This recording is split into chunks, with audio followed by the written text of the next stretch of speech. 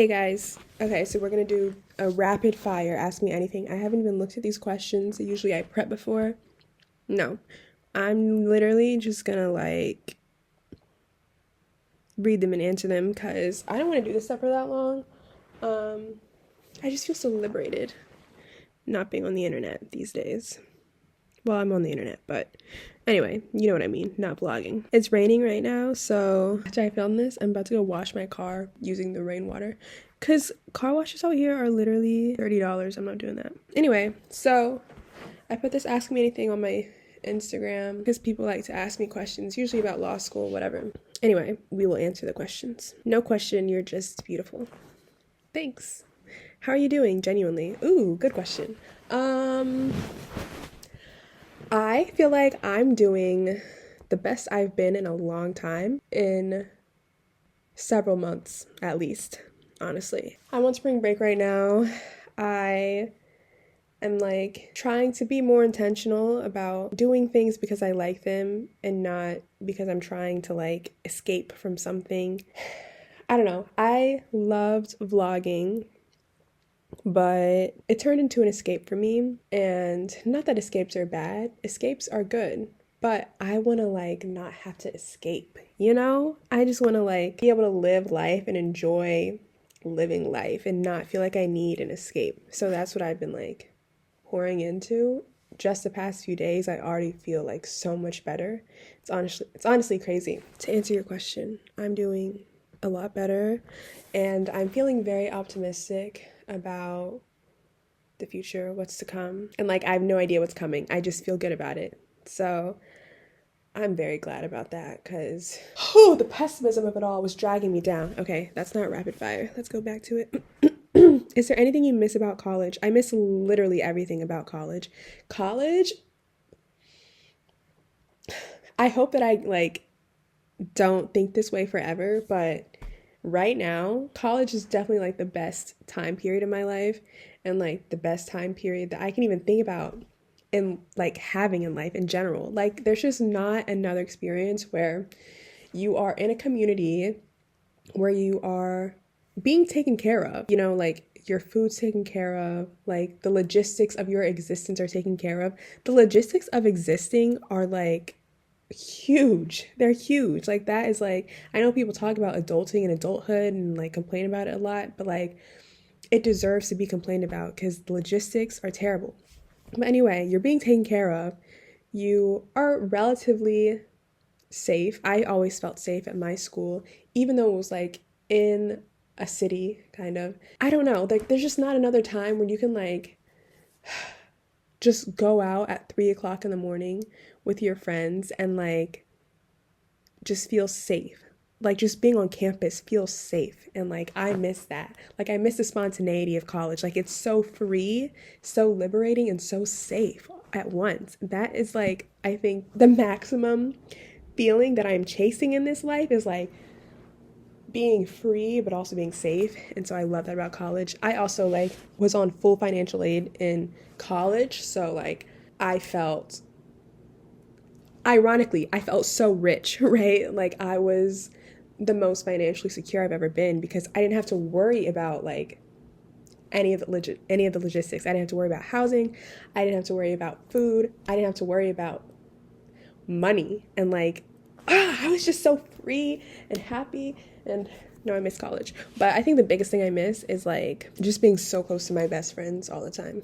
That is major. Being in walking distance from your best friends all the time, I miss that so much. Any advice you'd give to your college self? Honestly, there's a lot of advice I could give to my college self, as I think there's a lot of advice we all could give to our college selves. I think academically, I liked where I ended up, but I would have, as far as my major and majors and my senior thesis, as far as the end product, I'm glad with where I ended up. I should have cut my losses way earlier on. I should have or I wish that I knew what I was doing. I knew what I wanted sooner, but that's what college is for, is figuring out what you want. So I don't know if that even is good advice. Sometimes you just have to stumble along until you find your way. Advice? I don't know. Honestly, not really. I think it is, sometimes it's worth it to just try and fail and mess up and not really know what you're doing and just like experience life. So I don't really know about advice. Is there anything you wish you knew while applying to law school that you know now? Um, Honestly, like I knew a lot applying to law school. I was very fortunate in that regard. I feel like I want to say something money related, but I don't even know if I know something. If I know something, I just that's the biggest thing for me right now is like money. I wouldn't change where I am. I wouldn't change like how I got here. I wouldn't change the schools I applied to. I guess maybe I wish I would have known, or I wish I would have decided to pursue other interests simultaneously, like from the beginning. I wish that's something that I wasn't like just now starting to do, which that's not even true. I've been doing that too. You know, these questions are hard. The questions about something you wish you knew. Even though I have complained a lot, and even though my experience hasn't been the loveliest, there aren't many things that I could change because I genuinely or that I would change because I genuinely truly believe that like all of these lessons I'm learning are like going to be pivotal for the rest of my life. So I feel like asking if there's something I wish I knew implies that I would have changed something and I wouldn't have changed anything. Sorry, I know that's not really a helpful answer, but that's my honest answer. Okay, can you explain the legal job market? I can try. Well, the thing about the legal job market is that it's very broad, extremely broad. The legal job market largely depends on how successful you are in law school and where you go to law school. Or where you go to law school.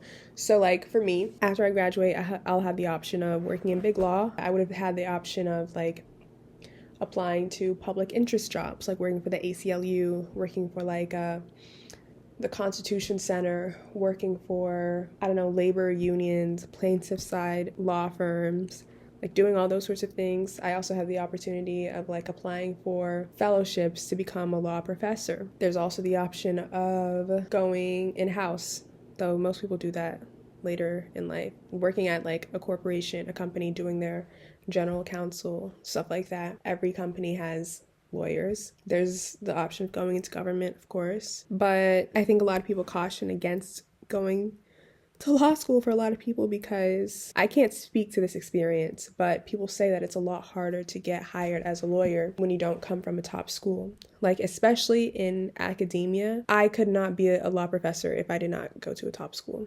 They don't hire. I don't know. That's something about the legal job market. Big law is similar, but they make like a lot more exceptions than academia does. If you're like at the top of your class or if you just have a connection, like big law can get you there.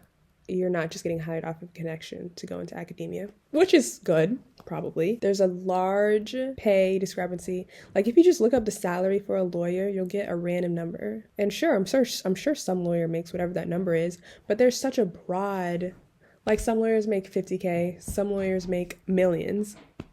There's a huge discrepancy. Big law is going to make at the higher end of that, but in like the 2, 3, 4, 500 range, you know, the more senior you are, the more money you make. I think that people making millions are probably like general counsels for corporations, or like some people switch to like finance with their law degree. They'll do like investment banking or whatever. I don't know. Like, there's a lot of things you can do with a law degree. I don't really know what else to say about that without a specific question. Okay, current favorite book. The Song of Achilles will always be in my heart. The Book Thief, that's like been what my favorite book for like a long time, like a decade. So as far as like a not recent read and something that will always like be a favorite, The Book Thief. I also love Where the Crawdads Sing. I love too many books. I pride myself on reading good books. I don't care if it's mainstream. If it's good, I'm gonna read it. What did it take to become such a baddie? The Lord's favor. Just kidding. Well, not kidding, but thanks. Any advice for incoming Black 1Ls? Protect your peace. Know that the law is frustrating. It is disempowering at many times. And don't feel bad for having boundaries with people. People will show their like political inclinations at some point, most likely, and you don't have to feel bad for not wanting to have a relationship with everyone for the sake of being their colleague down the road. Like, you are allowed to have boundaries. That's my advice. Do you know if there is an active queer scene at Stanford? Yeah. I don't know how active. I mean, we have like Outlaw, like I think most law schools do, or Lambda.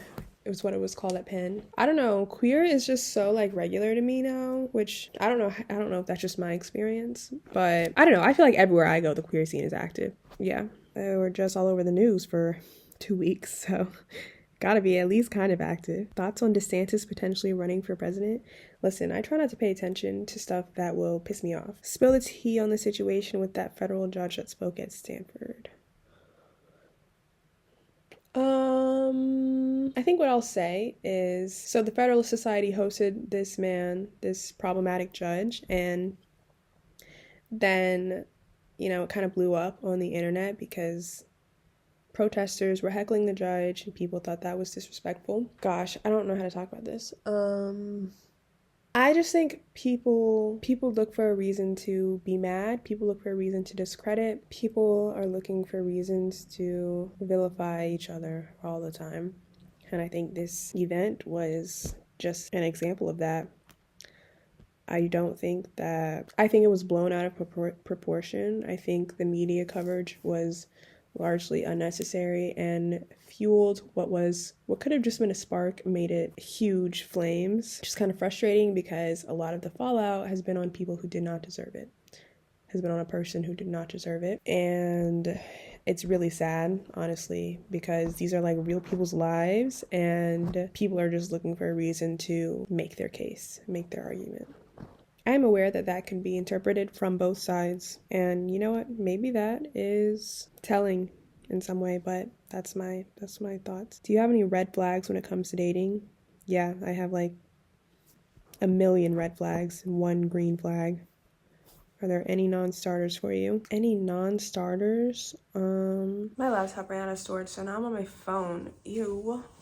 I mean, this is normal, but I kind of liked the iMovie vibe. Any non-starters? I mean, my biggest thing is that I just have to feel like we're equals. Like, I can't feel that I'm constantly dragging you along. And I think that's my biggest hesitancy or biggest problem, that's why I'm not dating, I guess, is because I'm like, just genuinely speaking, there's just not that many people who can keep up respectfully. And that's fine, like, whatever. Someone will one day, but also you have to be kind. Kind is very important. I don't do mean. You have to be a feminist. We support women in this household. That's the only way. And you have to be self-reflective. You have to be willing to change. You have to accept that I'm inevitably going to change throughout my life. And like, that has to be something that you're looking forward to, not something that you're scared of. Have you thought about taking a gap year and moving abroad? Like, after law school? No. I need to pay these loans before they acquire interest. That would be nice in an ideal world, but I don't have the money for that. Just want to say I love you. You are too hilarious. I'm always laughing. Thanks. Supplements you used for crim and contracts. I did not use supplements for either of those classes. I'm sorry. My professors were actually pretty good. But also crim, I don't know. I just thought that class wasn't that hard, which is sorry, maybe I shouldn't say that. No, I just use my professor's like old tests and stuff. What are 3 long-term goals? I want to become a published creative writer and academic writer. Another goal. I want to buy my own house with like my money. And what's another long-term goal? I want to retire before I'm like too old to enjoy my life. Yeah. What was entertainment like? Entertainment law. It was an interesting class, but we mostly talked about like film, and I would have liked to talk more about the music industry and other aspects of entertainment law. But my professor, she's like a Hollywood lawyer, and so that's what her focus is. And so it was interesting, but I don't want to go into the film industry, particularly as a lawyer, and that class made me realize that it's just icky. I'm like, I don't need that. I don't need that energy. But it was good to know. What is one of your favorite hobbies? I love playing instruments and singing, especially with my siblings. I love when I go home and I can play the piano or my ukulele. And my sister, she's a singer.